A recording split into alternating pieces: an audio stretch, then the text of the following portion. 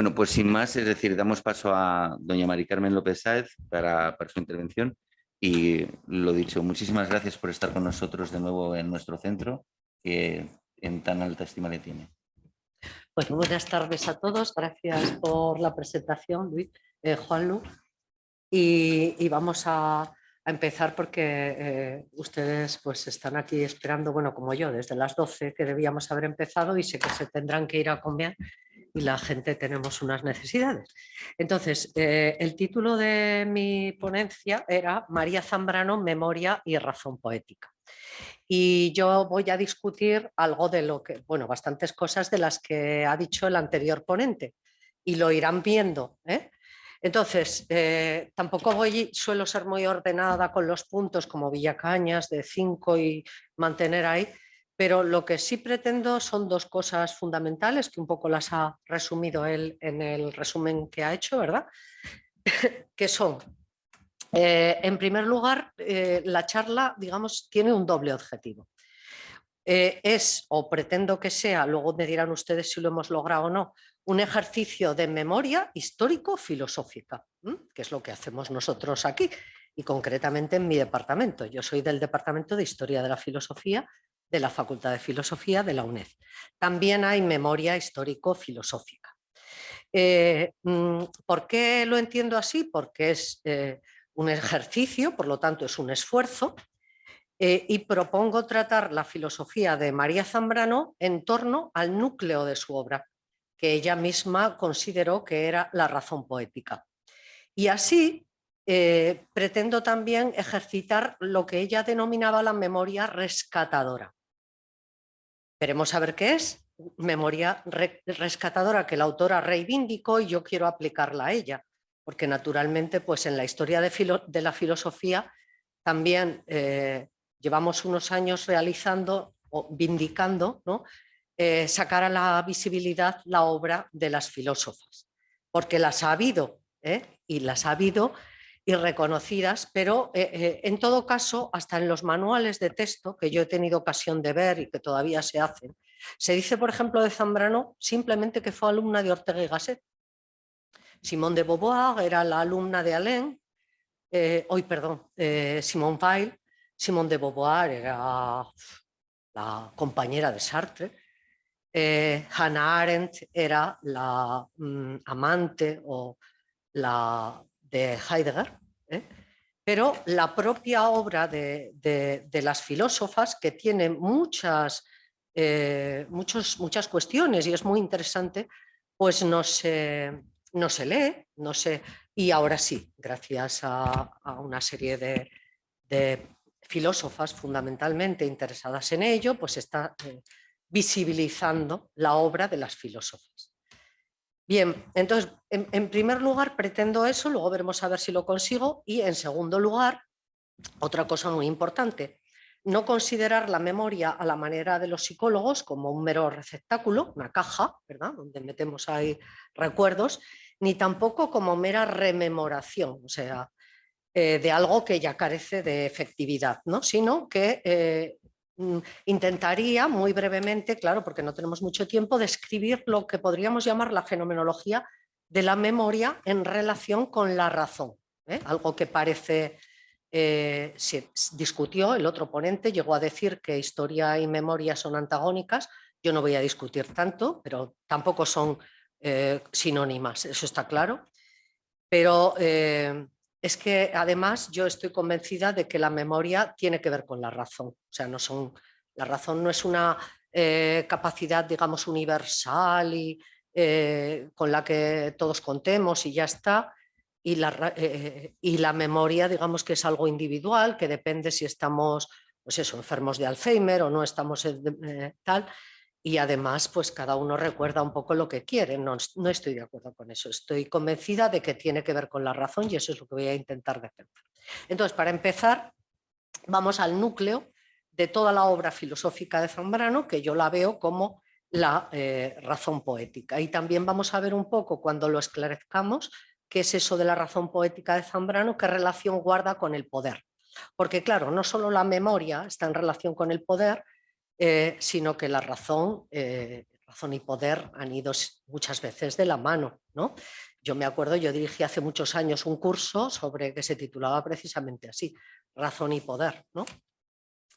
Bueno, entonces empezamos con este asunto. Suele presentarse a María Zambrano como una discípula de Ortega. Y en efecto, así lo reconoció ella misma, siempre hablaba de su discipulado, etc. Pero aquí lo que pretenderemos es interpretar su propia obra, que lógicamente, como toda obra filosófica, dialoga, aunque muchas veces no cite, porque no siempre citamos, ¿no? Parece algo demasiado humilde, ¿no? Con otros pensamientos, ¿no? Con los pensamientos con los que se aviene. Entonces, de acuerdo un poco con las propias palabras de Zambrano, ella misma señala dos núcleos de su producción. En primer lugar, lo que ella denomina filosofía y poesía, que coincide con una obra que publicó en su primer exilio, en 1939, su primer exilio,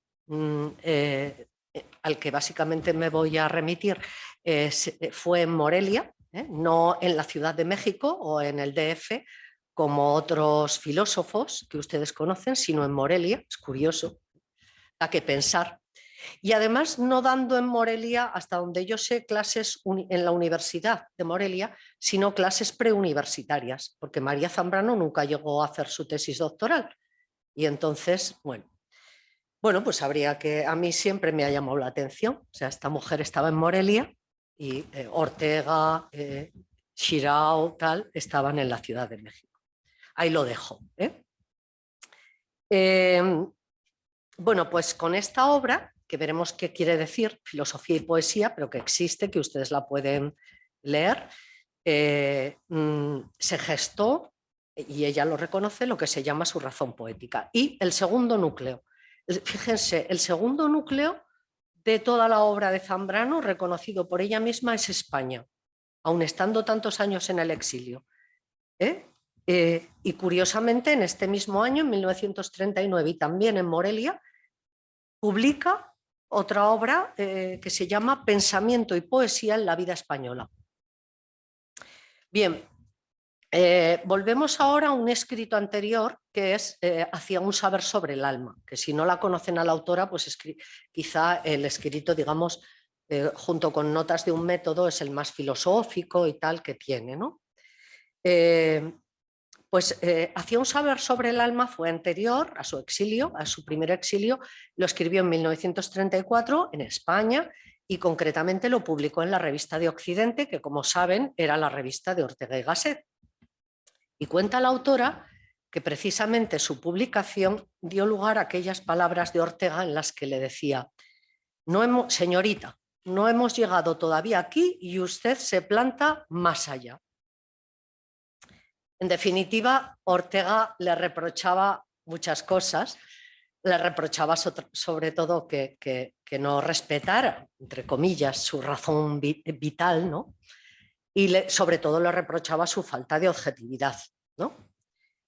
Y esta conversación con el maestro fue el detonante de las lágrimas de la filósofa por la Gran Vía. Dice que se fue de la Complutense por la Gran Vía llorando, convencida de que ahí terminaba su discipulado.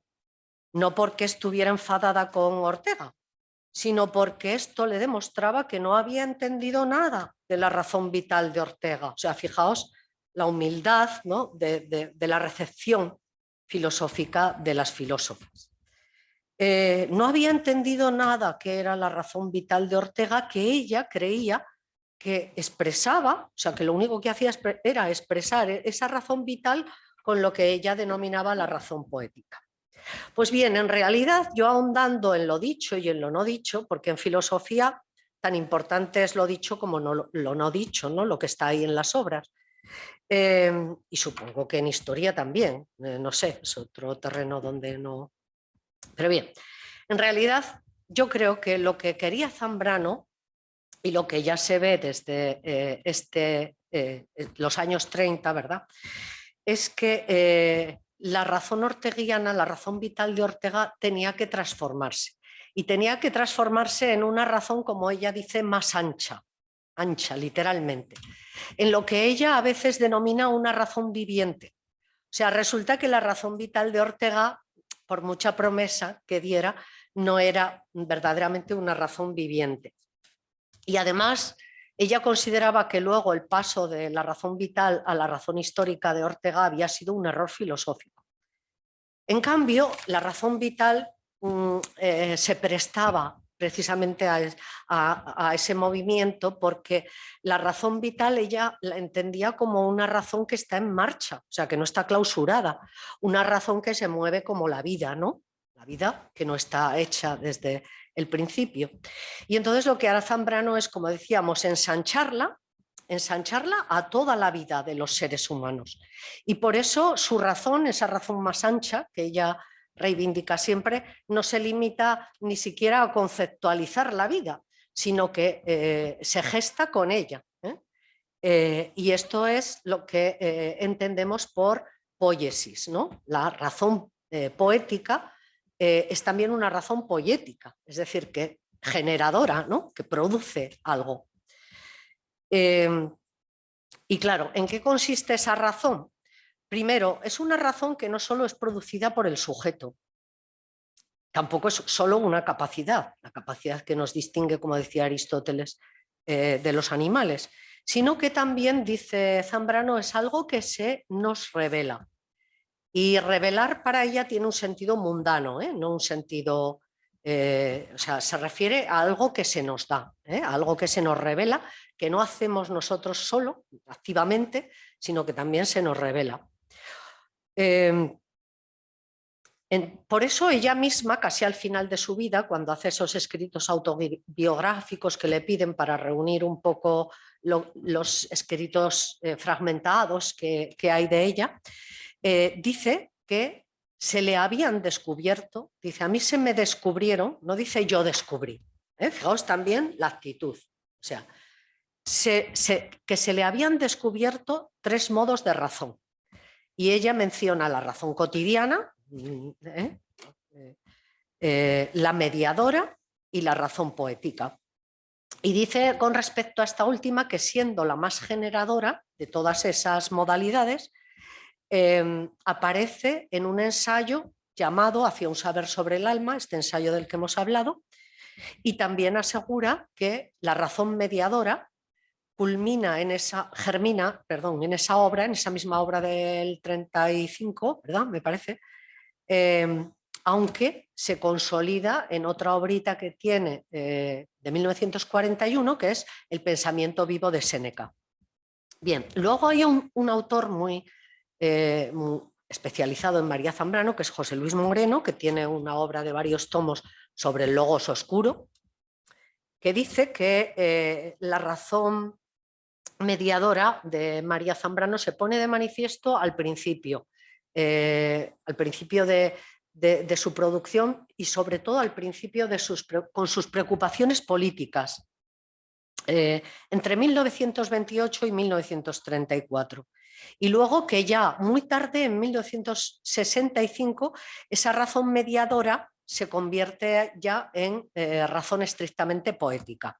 Yo he defendido en algunas de mis obras que no es así, o sea, que en realidad la razón mediadora de Zambrano habita, digamos, la razón poética, o sea, que no hay como una ruptura con la anterior razón y una razón poética que sea nueva, sino que la razón poética es fundamentalmente, entre otras cosas, mediadora. Y por eso es creadora precisamente porque media. Veremos a ver por qué. Entonces, de lo que no cabe duda es de que Zambrano siempre se interesó por la razón. O sea, no es una autora irracionalista ni esas cosas. Y quería ir más allá de la razón racionalista abstracta, ¿no? Esa esquelética, digamos, y también quería ir más allá de la intuición directa, ¿no? Por ejemplo, de la intuición de la que hablaba Bersón, como veremos. Zambrano estuvo muy influida, entre otros filósofos, también por Bersón. Y luego vamos a ver también que, claro, que la razón mediadora quiere mediar, entre otras cosas, entre pasado y presente, ¿no? Bien, entonces, como les había dicho, la razón mediadora es ya poética, por lo menos esa es mi tesis, es ya creadora, porque no puede ser sino expresión y creación al mismo tiempo. Y decía, a ver, ¿por qué María Zambrano consideraba tan importante que la poesía estuviera incluida en la filosofía? O sea, no hablamos ya de la poesía como una especie de herramienta retórica para que la filosofía resulte más asequible o más digerible, sino que debería estar en el núcleo de la razón filosófica para Zambrano. ¿Y por qué? Pues porque nos decía, llevaba consigo la razón poética y la poesía, y ella pensaba casi siempre en la poesía de Manuel Machado, de Machado, claro, que es muy difícil decir ahí dónde acaba la filosofía o el pensar y dónde comienza la poesía, ¿no? Entonces, decía María Zambrano que la poesía debe ser incluida en la razón vital de Ortega porque es un método de captación. Ella entendía el método como, o sea, el método de captación de la realidad, de la experiencia, era la poesía. Y ella entendía el método, eso es importante también, no como algo que está al margen de la verdad buscada. Una cosa es la verdad que buscamos siempre, claro, en filosofía y tal, y otra cosa es el método que utilizamos para buscarla. Bueno, algo que, por cierto, está muy extendido en todas las ciencias actuales. Toda ciencia que se quiera reconocer como ciencia, aparte de acotar al máximo su objeto, algo imposible en filosofía, tiene que disponer de un método que normalmente es la estadística. La estadística aplicada a las ciencias sociales, la estadística aplicada a las ciencias de la educación, la estadística aplicada... Pues bien, ella entendía el método como el cauce hacia la verdad. Y esto es importante, a mí me gusta la metáfora porque lo que refleja es que, primero, es la verdad, como el agua del río, ¿verdad?, la que va excavando ese cauce. O sea, no es algo desconectado de ella. Y al mismo tiempo es el cauce, y estamos pensando en el del río, ¿verdad?, el que va llevando la verdad. Pero no se limita solamente a ser una herramienta auxiliar para que una ciencia o algo logre objetividad, sino que está de la mano con ella. Entonces, el método como cauce y también como modo de captación. O sea, no se puede captar la verdad si no es con filosofía y poesía, con esa razón poética de la que habla Zambrano. Bueno, otro asunto importante es que, como ustedes saben, la metáfora de la luz o la luz es siempre la metáfora con la que designamos la razón, ¿no?, en filosofía y en todo. Bueno, el iluminismo, nos habló Kant, estaban ustedes cuando habló Kant aquí a nuestra época, y nos habló Kant de la Ilustración, ¿no?, que tradujeron. Me acuerdo en la dialéctica de la Ilustración de Adorno y Horkheimer, la tradujeron tan mal, dicen, por iluminismo. O sea, ¿se acuerdan? La dialéctica del iluminismo, y luego han hecho otras ediciones. Bueno, pero era la idea, el iluminismo. La Ilustración es en el fondo eso. Entonces, la razón siempre identificándose con la luz. Y además con una luz que viene de fuera. ¿Vale? Por ejemplo, piensen en el mito de la caverna. La luz viene de fuera y es la que se impone y tal, tal. Pues bien, la razón poética y mediadora de María Zambrano también habla de la luz, pero de una luz auroral, la aurora. No es una luz cegadora que nos ciegue, que venga de fuera y se nos imponga, sino que es esa razón auroral, la única que capaz de reunir el instante fugitivo, el instante que pasa, con eso que perdura, y de anticipar al mismo tiempo lo que todavía no es. Esa luz intermedia entre el día y la noche, si alguno la ha experimentado, la luz auroral, es eso, o sea, la noche que se va y al mismo tiempo llega la luz, pero sin todavía quemarnos ni imponerse. Esa razón auroral que da cierta unidad al tiempo cosmológico, el tiempo del cosmos, en el que todavía no hemos entrado, pues le da una cierta unidad, ¿no? Porque de alguna manera está emulando ya la conciencia del tiempo.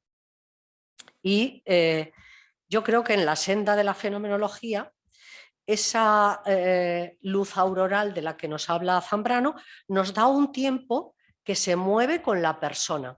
O sea, no un tiempo estático, sino un tiempo que se mueve con la persona. Persona, que es también un concepto muy importante para María Zambrano, sobre todo en los años 50. Entonces, sería un tiempo mediador entre un presente que no pasa del todo, sino que se dilata con el pasado, se hace más ancho, y también hacia el futuro. Esto es también, no voy a hablar hoy de aquí, no les voy a aburrir de esto, pero esto es lo que entiendo yo por el presente en fenomenología. El lebendige Gegenwart es esto, o sea, es un trabajo de presente, es un esfuerzo para ese presente superficial en el que vivimos sin pensarlo, se llene, digamos, de otras dimensiones temporales que serían el pasado y el futuro, y eso no se hace automáticamente, claro. Bueno, entonces, la razón poética de Zambrano es luz que alborea, ¿verdad? No es la razón esa moderna del iluminismo que caló en el poder. Sabemos que siempre la relación de la razón con el poder ha sido bastante estrecha a lo largo de la historia. A veces el poder se ha servido del logos o de la razón para dominar a los individuos y ciudadanos, transformando esa supuesta universalidad de la razón, que siempre para los filósofos era tan importante, de la razón objetiva, que creíamos, ¿vale?, en lo que se podría denominar una razón totalmente subjetiva, ¿no?, una razón desviada, como quieran decir. Y por eso, ante la manipulación constante de la razón con mayúsculas, pues yo creo que deberíamos hablar de diversas formas de racionalidad. En concreto, diversas formas de racionalidad dominante a lo largo de la historia que han relegado otras que no han salido a la luz o que han sido consideradas que no eran parte de la razón, pues simplemente porque se decidió así arbitrariamente en algún momento. Y me estoy refiriendo, por ejemplo, a la gran razón del cuerpo de la que habla Nietzsche, a la razón gratificante de Marcuse, a la razón comunicativa de Habermas o a lo que podríamos llamar la razón cordial. Esas razones de Pascal, ¿se acuerdan? Cuando Pascal decía el corazón tiene razones que la razón no comprende. Pues bien, eso también lo encontramos en otro filósofo español, exiliado, Xirau, lo encontramos por supuesto en Zambrano, como vamos a ver, y lo encontramos en otro gran referente de María Zambrano, que es Max Scheler, en su Ordo Amoris. Bien, entonces Zambrano no renuncia nunca a la razón ni a la verdad. O sea, yo ahora he trabajado mucho sus escritos sobre pintura y es que habla constantemente de la verdad en pintura también. Pues ella no renuncia a la razón, sino a ese racionalismo cartesiano y, sin embargo, ella defiende un nuevo racionalismo que recupere las razones del corazón. El corazón para María Zambrano es el eje de las entrañas y las entrañas son el logos oscuro. Por tanto, la razón poética zambraniana es acogedora de las mismas y así es como se amplía. O sea, que la razón no estaría solamente en el intelecto ni en la tal, sino que ella pretende ensancharla a todo eso que también forma parte de la vida. Otra cosa es que la razón poética trabaja también mediando entre dos cosas que es importante distinguir en María Zambrano, que son el saber y el pensar. Las sabidurías nos vienen del pasado, ¿no?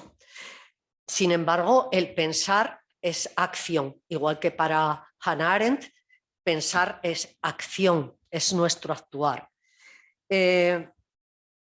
O sea, cuando pensamos nos damos cuenta de que esas sabidurías heredadas no bastan, para enfrentarnos a los problemas que tenemos ante nosotros. Y entonces es necesario pensar.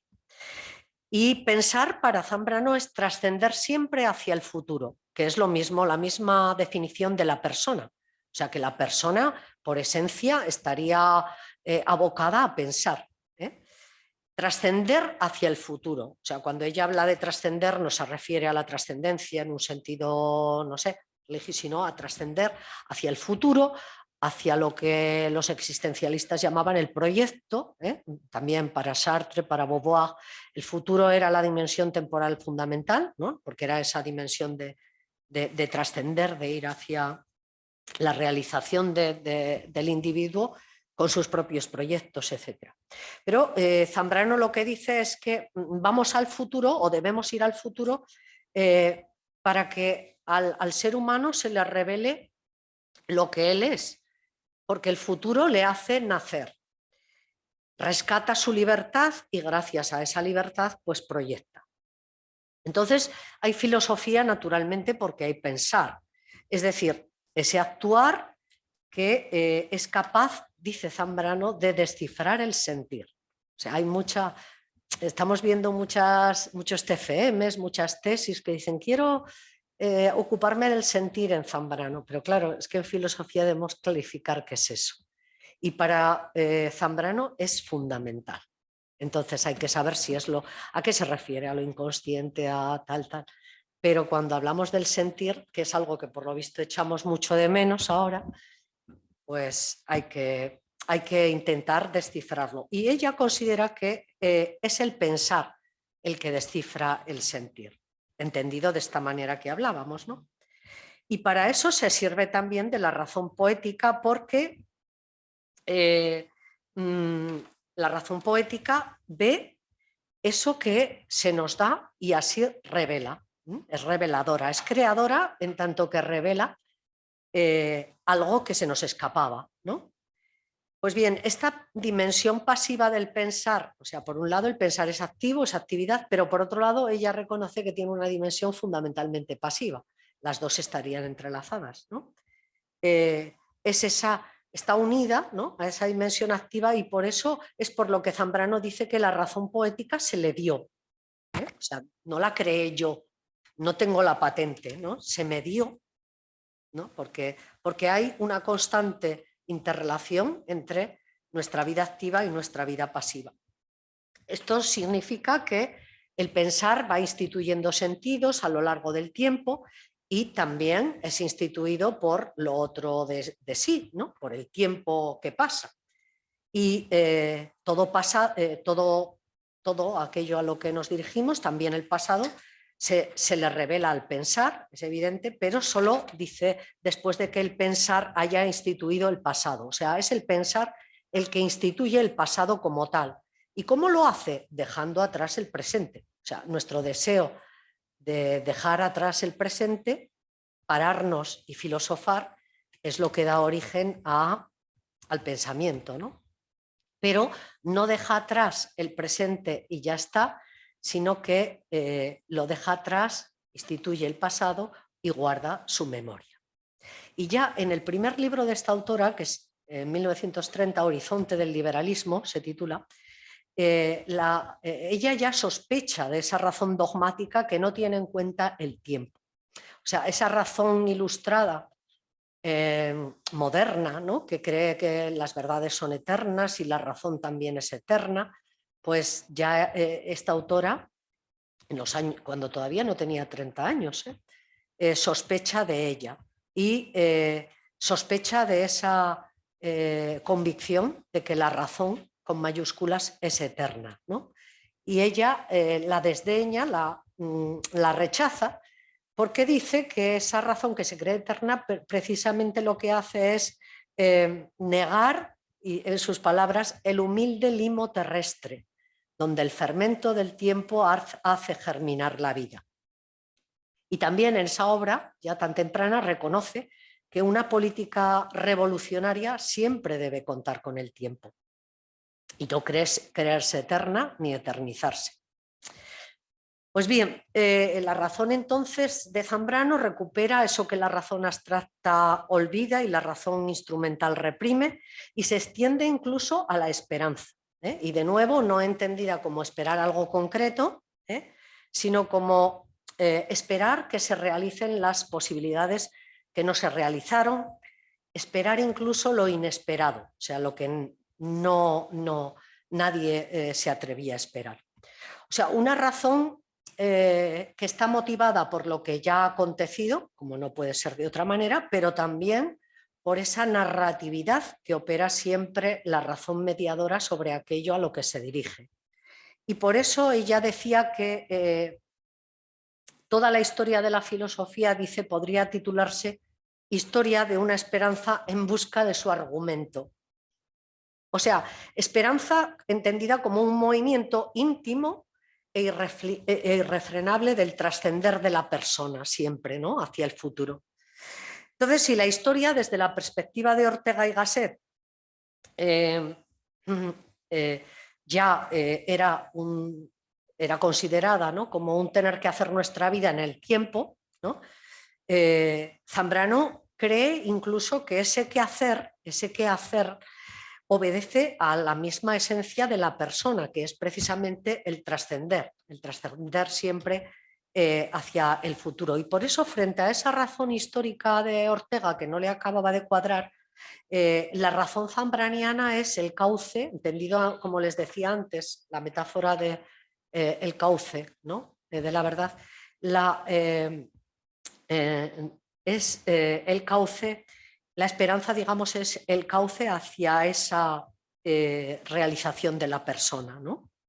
O sea, se trata de que el hombre, hacedor de historia, y la historia como conocimiento, se den cuenta, se miren y se reconozcan en la historia que están haciendo y así vayan entrando en razón, razón mediadora. Por un lado, reconocerme en eso y también que eso me haga entrar en razón y así la historia no deje de encauzar las más íntimas, creadoras esperanzas.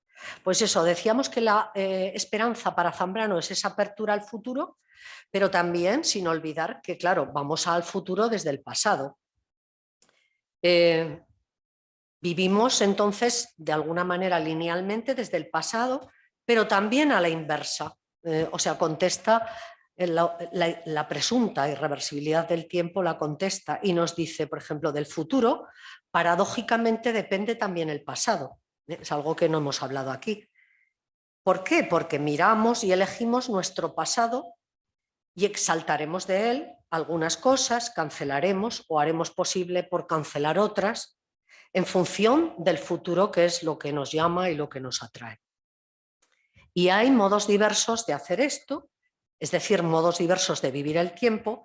Cuando predomina el pasado en nuestra vida, el pasado nos oprime, nos obsesiona, ¿verdad?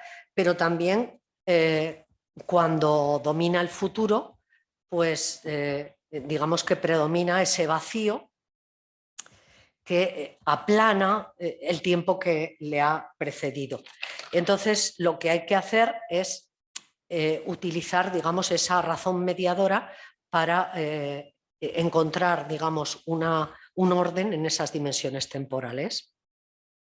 O sea que la razón mediadora de Zambrano, a mi modo de ver, evita que la memoria sea la obsesión por algo que pasó y también olvida que sea mera repetición de eso que pasó y se transforma, como ella misma dice, en arte y sabiduría del tiempo, que ampara un poco el renacer del sentir y de la libertad a la vez que va unificando el tiempo.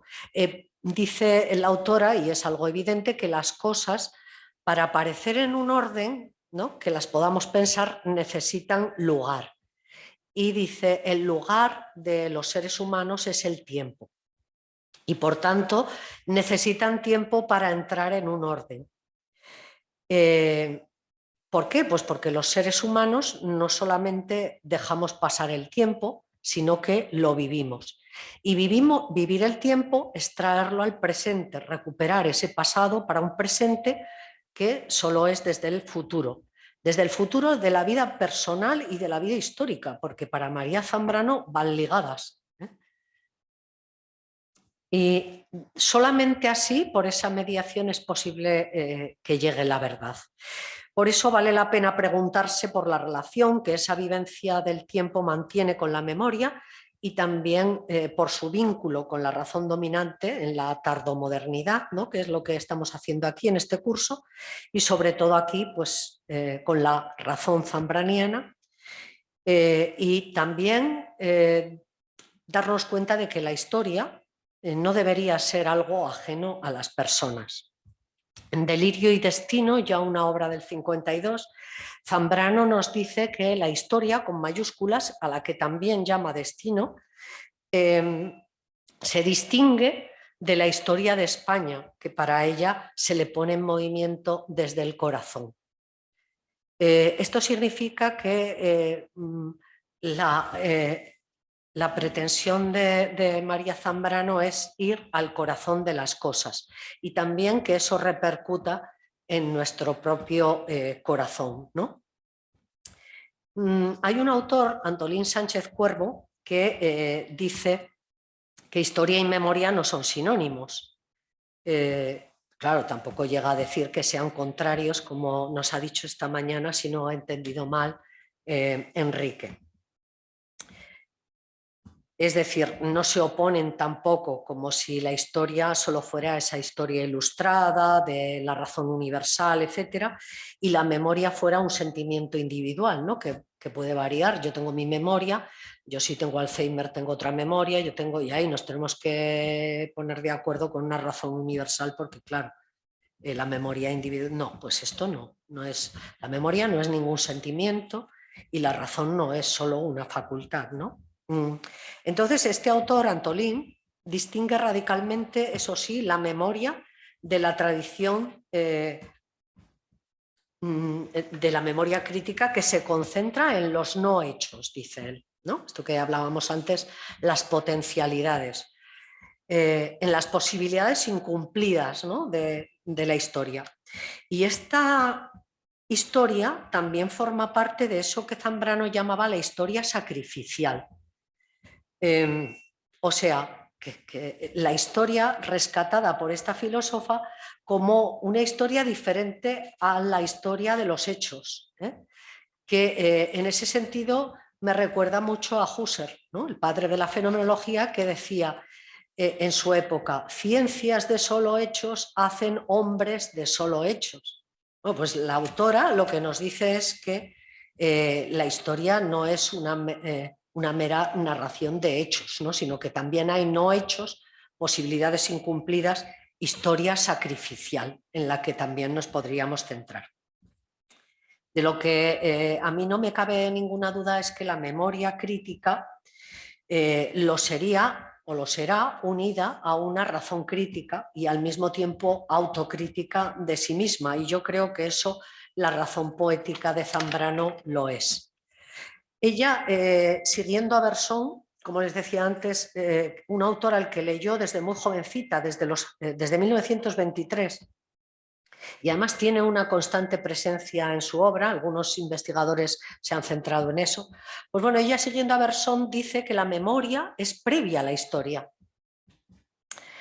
¿Por qué? Porque es tiempo acumulado en lo que Bersón denominaba duración. La duración se acumula ahí, ese tiempo de la memoria, ¿no? No es tiempo objetivado o cuantificado, no es tiempo que se pueda medir, no es tiempo que se pueda reducir al espacio. Sin embargo, ya a diferencia de Bersón, ella no disuelve las distintas dimensiones del tiempo en la duración, sino que de un modo muy cercano a la fenomenología las considera distintos modos de temporalización. Y por otra parte, la memoria zambraniana del pasado es eminentemente personal y hasta interpersonal. Algo se ha dicho de eso antes, me parece, aunque desde el punto de vista de la terapia.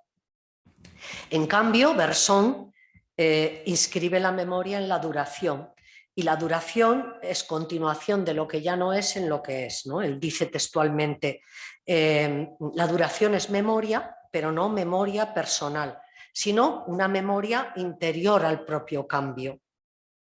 En cambio, en Materia y Memoria, y aún posteriormente, dice que la memoria, dice Bersón, la memoria es la síntesis del pasado y del presente con vistas al futuro. O sea, sería una especie de sintetizadora, pero no de un modo cerrado, sino una, como yo diría, una síntesis de transición, ¿no? Es lo que hace la memoria, porque lo que hace es prolongar el pasado en el presente, que conserva las diferencias del pasado y lo hace esto con vistas a su aplicación. O sea que para Bersón lo importante era la aplicación de esa memoria en el presente en el que estamos viviendo. Pues bien, en toda la obra de Zambrano no solamente hay un interés por la memoria, sino también por el tiempo, como en casi todas las obras de todos los filósofos, ¿verdad?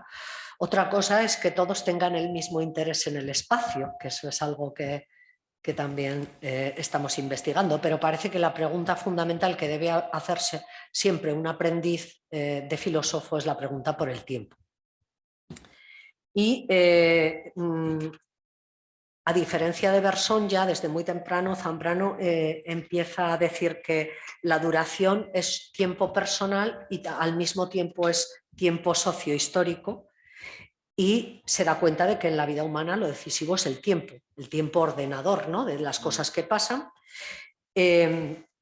Como en este autor la vida siempre está en movimiento, siempre está fluyendo, siempre está, por tanto, determinada por el tiempo. Pero en continuidad con Ortega, ella dice, bueno, la vida no dura, o sea, no es el tiempo, no es la duración, la vida no dura, no permanece, sino que se hace.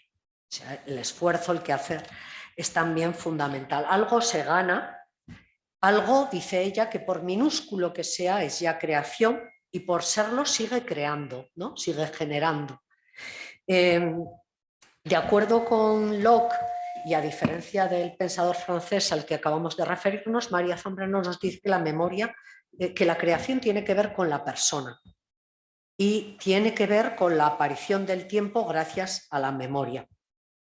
Esa memoria se edifica naturalmente desde nuestra atención al presente en el que estamos viviendo y es lo que proporciona continuidad a la vida individual y también a la vida social. Bueno, sí, vamos acabando. El caso es que gracias a la memoria el tiempo que se hace pasado no desaparece y por eso hay historia y hay conciencia histórica, que para María Zambrano no es como para otros pensadores el conocimiento o el devenir consciente de la historia, sino que conciencia histórica es simplemente responsabilidad por la historia, responsabilidad por la historia que estamos haciendo, por lo que estamos haciendo con el tiempo, etcétera, etcétera. Y bueno, para acabar, algunas conclusiones. Hemos visto, por tanto, que la memoria permite un refluir del tiempo que se hallaba o bien estancado en el pasado o bien vacío en ese hueco del futuro, y este refluir presta profundidad al presente en el que estamos viviendo y también trasciende el presente superficial, ¿no? El del puro pasar, que si nos atrapa, decía esta filósofa, nos convierte en exiliados en el tiempo. O sea, se puede ser exiliado en el espacio, no ha quedado otra, ¿verdad? Pero es que si vivimos así el tiempo, nos convierte también en exiliados en el tiempo. Entonces ella tiene un artículo muy interesante de 1989 que se titula precisamente Amo mi exilio. Lo que quería decir es que ella siempre consideró su exilio como algo esencial a su vida, como un pasado que no se arrastra en el presente, lo voy arrastrando, sino que se eleva desde el corazón. Y frente a esa actitud, decía ella, trágica de España, que borra a los que se fueron, ¿no? Que borra a los exiliados. Y entonces hemos visto efectivamente aquí que en ese primer exilio zambraniano, esos 9 primeros años en Morelia, ¿no? Es justamente donde se gestó lo más característico de esta filósofa, que es esa razón poética que también podría ser una razón mediadora y que convendría también a esa memoria mediadora entre los ínferos del alma y, digamos, la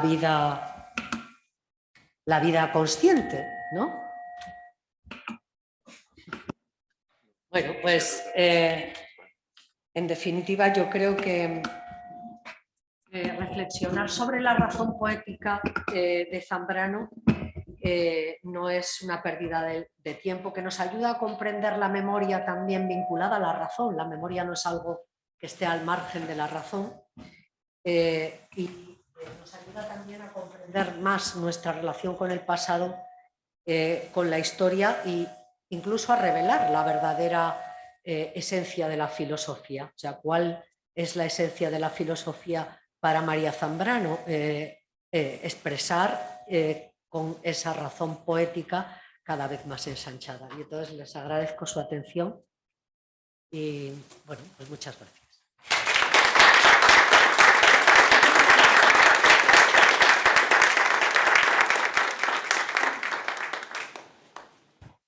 Bueno, profesora Mari Carmen, ¿se me oye?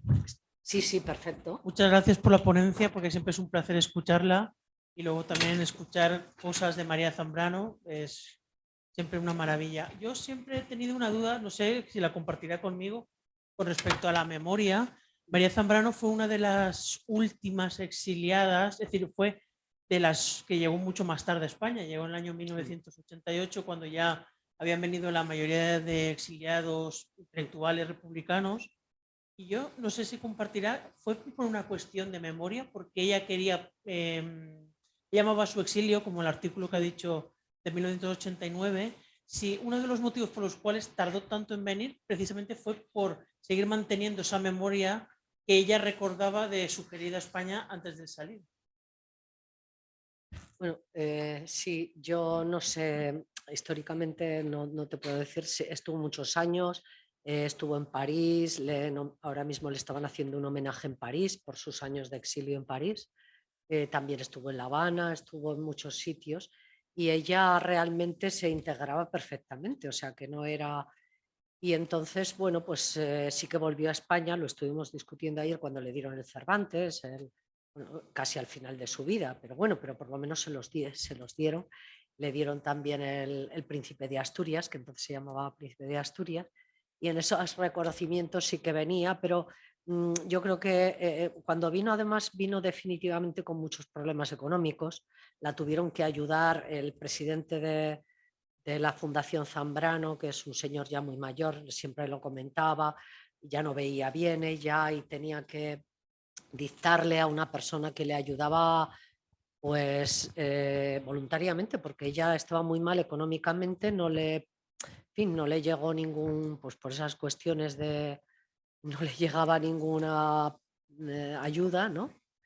Ella tampoco fue como Ortega o como, ya digo, no fue enseguida admitida en la universidad, porque ella no era doctora, no llegó a hacer la tesis doctoral, tal vez por estas palabras de Ortega, ¿no? Que desaniman a cualquiera. Si te dice eso tu director de tesis, pues es que ya olvídate, ¿no?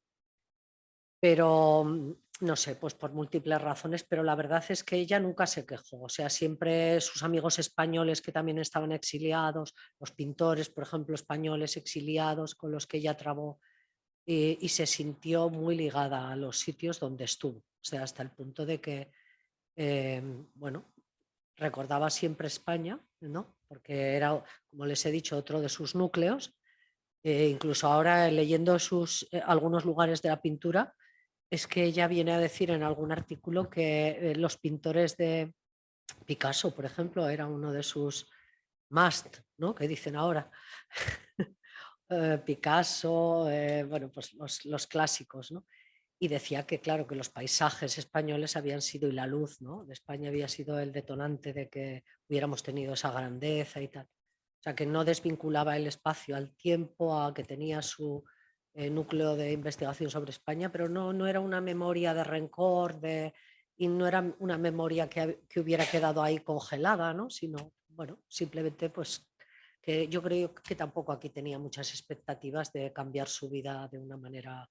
No le ofrecieron algo para, ya digo, una cátedra ni un y tampoco, pues ella ya vino tarde, se había muerto su hermana, me parece que se murió en Roma también, otro lugar fundamental de su exilio. Pero bueno, España seguía siendo, digamos, su núcleo, ¿no? Uno de sus núcleos. Gracias, profesora.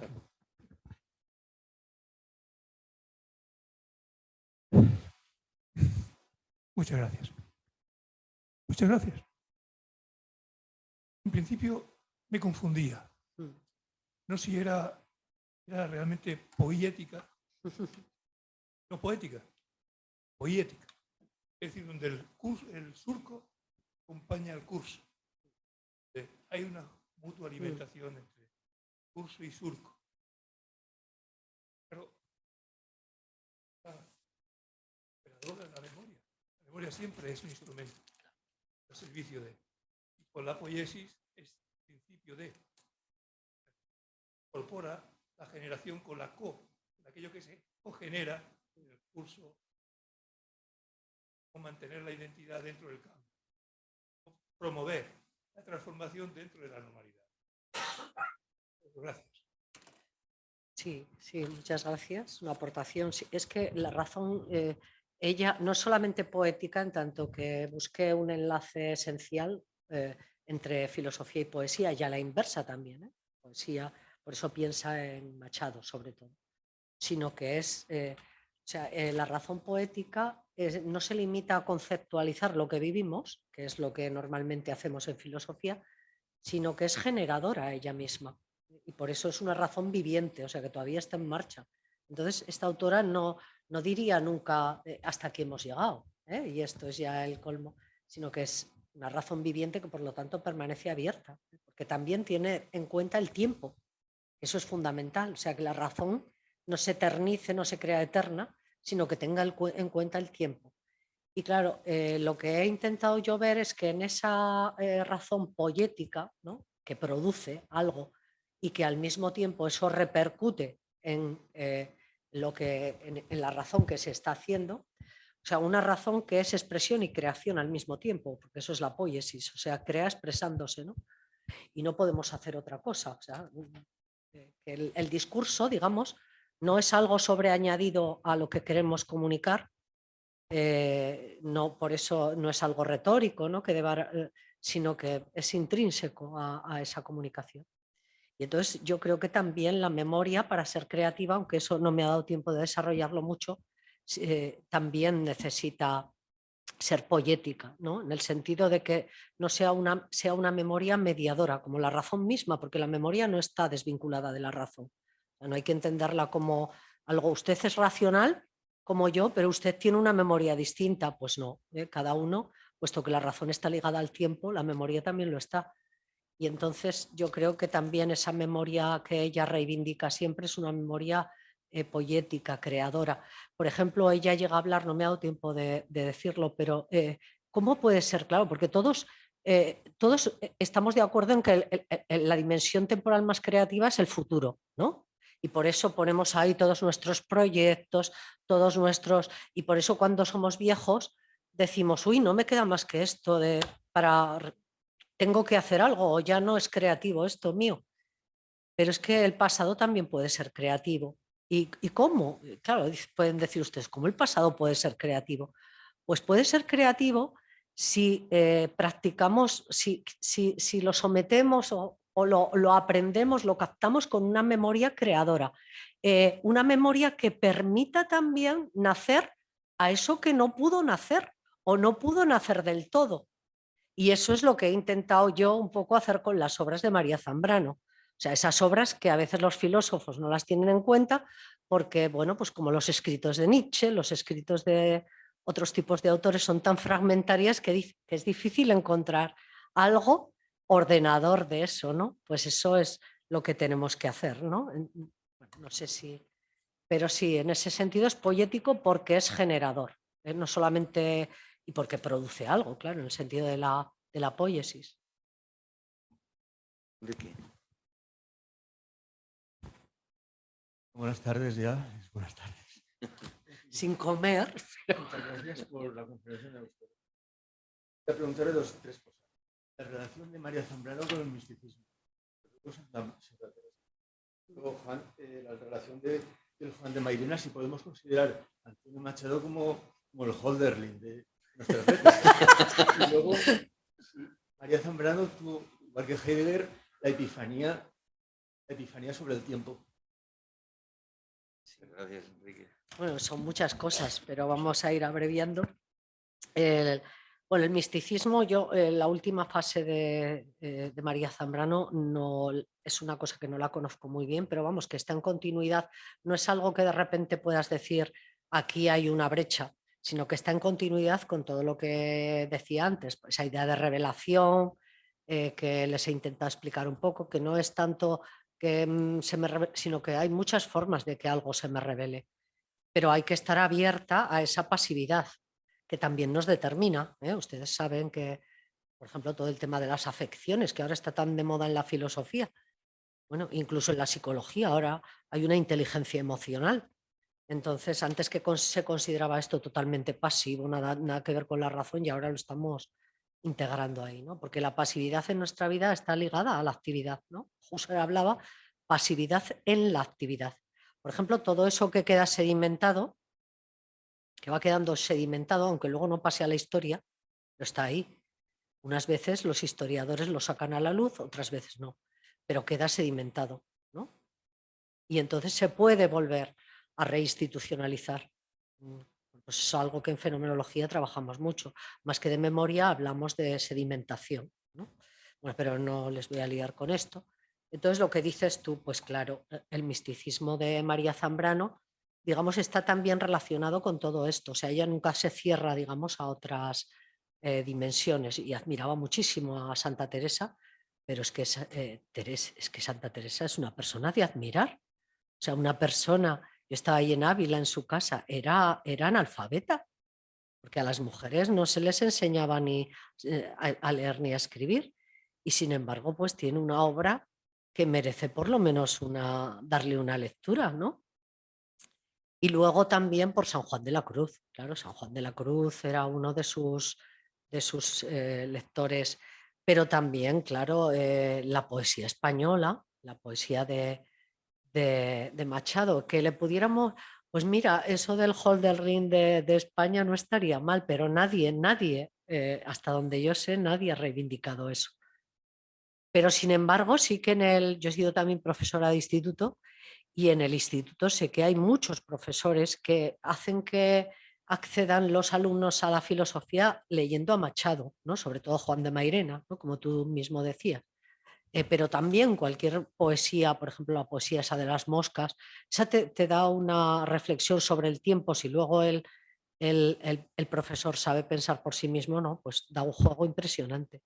Entonces no hemos llegado a llamarlo Hölderlin porque tampoco hemos llegado a Zambrano a considerarla una de nuestras filósofas de renombre, ¿no? La estamos sacando ahora, pero podría ser, claro que podría ser nuestro Hölderlin, ¿no? Y en aquella época, en su mundo, pues él dialogaba con todos pues eso, con todos los pensadores del momento, ¿no? La poesía se hacía así, no se hacía tenido un momento de creación y aquello. Es una idea. Y lo último no me acuerdo qué, pero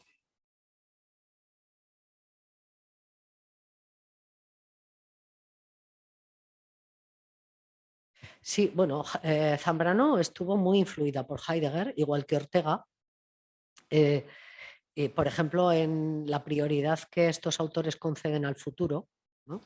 Pues esto es heideggeriano, pero a diferencia de Heidegger, la dimensión de futuro de Zambrano no era el ser para la muerte, ni mucho menos, sino podríamos decir el ser para la razón viviente, ¿no? El ser para...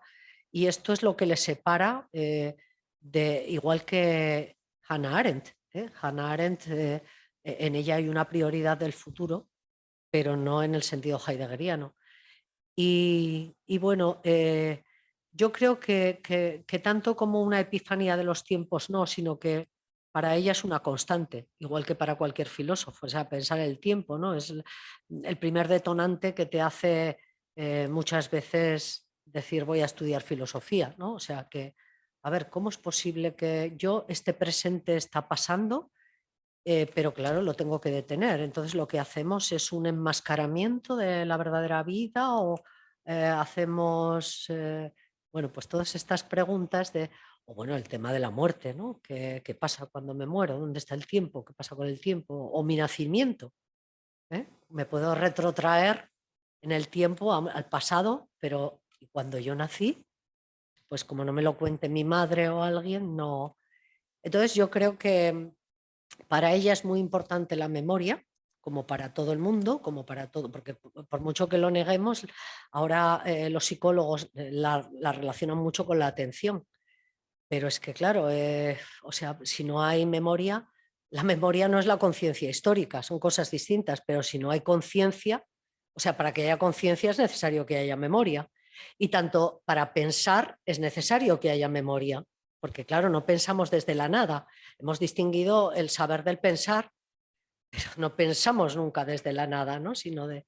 Entonces, eso es tal. Y también, bueno, una de las cosas en las que estamos trabajando es que a mí me interesa mucho es que efectivamente el tema del Alzheimer, ¿no? Se pierde la memoria, pero hay una memoria corporal que permanece. Y entonces igual también tenemos que aprender a desarrollar y a visibilizar esa memoria corporal, ¿no? Que solo los cuidadores y las cuidadoras están teniendo en cuenta. Entonces, bueno, no sé si te contesto. Sí. Yo no me resisto a hacer una pregunta, porque como el curso es Memoria, Poder y Memoria en España, ha empezado la intervención, es decir, con la separación que hace con Ortega. Es decir, en tanto que Ortega le reprocha que no entiende la razón vital, o ella a sí misma se reprocha. A mí hay una analogía entre representación, voy a hacer una analogía y discúlpeme si es atrevida o es incorrecta, en tanto que Ortega representaría como el patriarcado, en tanto que hay una... Sí, no, y María Zambrano, es decir, actúa desde un feminismo a través de, continúa su labor, y si de alguna manera, es decir, la invisibilización de la obra de María Zambrano viene dada, es decir, porque el patriarcado representado por Ortega, estoy haciendo una analogía, no estoy diciendo ni que fuera un patriarcado ni no, tiene bastantes tintes, parece que sí, pero la pregunta es, la manera en la que reivindica, es decir, la filosofía María Zambrano, es decir, nos puede ayudar de alguna manera a entender, es decir, desde ahí la perspectiva de cómo el movimiento feminista puede luchar ante la opresión del poder, representado por el patriarcado o por el poder en sí. No vamos tampoco a ponerlo en el patriarcado. Sí, bueno, ella desde luego nunca se consideró feminista y es más, en sus memorias dice, yo de pequeña lo que realmente quería ser era caballero templario, que se me ocurrió, por cierto, decir esto cuando estaba en Morelia, que me invitaron a dar una conferencia sobre, y dije, pues mira, voy a hablar de María Zambrano. Y se me ocurrió decirlo y había no como 20 personas aquí, sino pues 100 o así, que lo bueno de estos lugares es que la filosofía para ellos todavía tiene efectividad. Y claro, y los que me habían invitado precisamente, que estaban en la primera fila, se estaban riendo y digo, ¿qué os reís? Claro, es que en aquel momento había un cártel que se instaló en Morelia que se llamaba Los Templarios, que fue cuando empezaron con las granadas y tal. Bueno, ella decía que ella en realidad lo que quería era ser caballero templario. Y luego, claro, pues, en fin, se le apareció la filosofía. Ortega ahí la metió un poco en una oscuridad, pero luego de esa oscuridad la sacó Zubiri. Fíjense, dice que estaba una vez en la Complutense, no sé si han visto, sigue igual, tenía unas cortinas muy, muy oscuras que tapaban todo el tal. Y por una rendijita, mientras Zubiri estaba hablando de metafísica, dice que se le desveló como una luz, el claro del bosque, y ahí dijo, no, no, tengo que volver, esta es mi vocación y yo tengo que volver a la filosofía. Entonces, no era una persona feminista, pero yo creo que se pueden aprovechar algunas herramientas de ella. Por ejemplo, esta razón más ancha, porque hay autoras como Genevieve Joyce, no sé si la conocen, ha vinculado la razón, ha estudiado la historia de la filosofía, de que siempre una razón masculina, o sea, logos entendido de una manera masculina, frente, por ejemplo, a los sentimientos, al cuerpo, a todas las otras dimensiones fundamentales de nuestra vida humana, que sin embargo se asociaban con, pues eso, con la luna, con las mujeres, ¿no? Además. Y entonces ella defiende una razón más ancha, ¿no? Una razón que entre hasta esos ínferos y que además dice que como una gota de aceite vaya penetrando en ellos como curando, ¿no? Esas heridas, ese sentir que nos viene de ahí y que no es solamente el inconsciente freudiano, que esto tampoco me ha dado tiempo a decírselo. Ella dice, está influida por el psicoanálisis, como todos los autores de la época, fundamentalmente por Jung, creo que ha salido, alguien lo ha sacado por ahí, pero ella dice que a Freud se le olvidó una de las primeras inhibiciones humanas, el tiempo. Freud no pensó en absoluto en el tiempo. Entonces, para ella esa es la primera inhibición, ¿no? El tiempo. Y bueno, pues no sé, yo creo que se pueden aprovechar muchos instrumentos de ella y que lo estamos aprovechando porque no solamente hay filósofos que se ocupan de María Zambrano, sino muchas filósofas, ¿no? Esa reivindicación de una razón poética que tiene, que no esté vista, ¿no? En filosofía como un perder el tiempo, sino como una ampliación, ¿no? de esa razón, de esa también una memoria poética y creadora, podríamos decir que vaya más allá de la mera memoria esa conceptual que se utiliza como instrumento para la razón, ¿no? Se nos suele educar la memoria para que luego nuestra razón sea más calculadora y más, bueno, la idea de Zambrano no es esta, ¿no? La idea de Zambrano es penetrar, no dejar ese logos oscuro ahí a merced de lo que sea, ¿no? Sino también penetrar con él. Y quizá es una tarea demasiado amplia, pero bueno, como decía Edith Stein, otra fenomenóloga, que luego fue carmelita y tal, Edith Stein, que tiene una obrita, bueno, sobre el carácter de la mujer y, en fin, algo a veces, pero a veces te sorprende, lo lees, y a veces te sorprende y decía, una cosa característica del pensamiento de las mujeres es que piensan en globalidad. Y dije, pues mira, esto es que después en las cátedras y donde vayas te pueden acusar de fragmentación y de olvidarte, de no dedicarte toda la vida a lo mismo, ¿no? Pero es fundamental, claro, probablemente pues por la manera de ser, ¿no? De las mujeres, que tanto lo cotidiano como lo, bueno, pues decía, pensar la totalidad. Y eso, según Ortega, es lo que define precisamente a la filosofía. Y Ortega, hombre, que Ortega sea el patriarcado, pues yo no he querido decir tanto, pero sí que he querido decir que hay que rescatar lo propio de los autores y no decir en un manual de texto de esos que leen los chicos en el instituto y de los últimos tiempos, y que además lo diga una filósofa, que Zambrano era una alumna de Ortega y ala, ahí se acaba, ¿no? Sino que merece la pena leerla y leerla desde la filosofía para reivindicar también esa forma de hacer filosofía.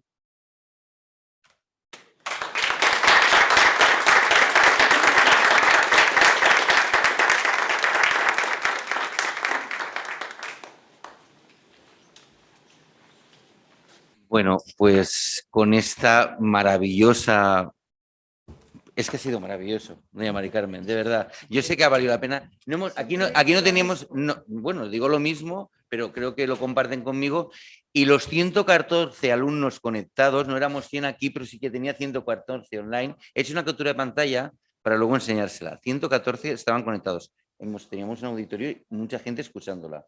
Así que muchísimas gracias, profesora, por haber hecho esta disertación y ayudarnos también con su aportación y con la figura de María Zambrano en un curso como este, donde el poder siempre está muy puesto en la figura masculina, ¿no? Y sin embargo estoy rescatando desde esa posición de María Zambrano también la feminidad aparece, ¿no? En esa complejidad y esa globalidad, como usted decía. Muchísimas gracias, profesora. Gracias al centro y a todos los organizadores por estas como esferas de pensamiento, ¿no? Que están creando aquí. Es maravilloso que en Villarreal ocurra, ¿no? Como le decía nuestra vicerrectora, me dice, oye, una vez me dice, allí en Villarreal se acuerdan y tal, y y le digo, hoy ya podían ser todos nuestros centros tan filosóficos como el centro de Vila-real. No hace falta hacer filosofía pura para tener interés por pensar. Y muchas gracias.